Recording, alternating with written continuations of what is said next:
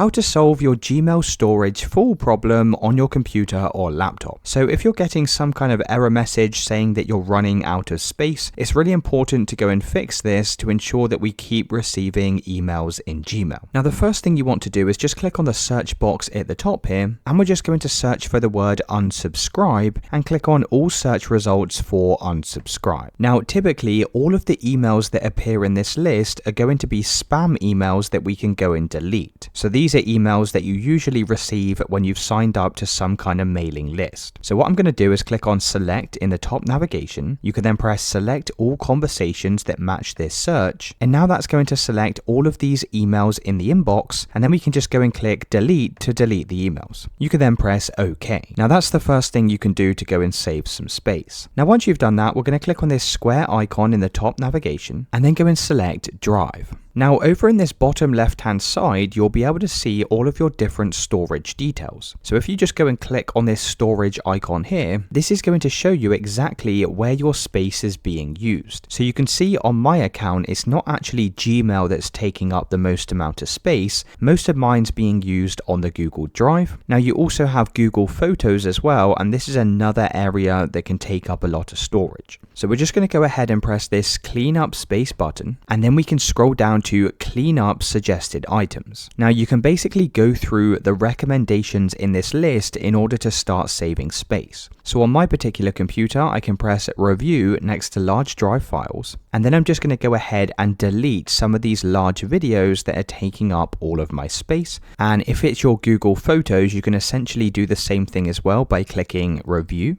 And then you can just go and delete any videos or photos that are taking up a large amount of space. You can always save these locally to your computer instead of saving them to the Google Photos. So it's really as simple as that, guys. Let me know in the comments if you found this video helpful.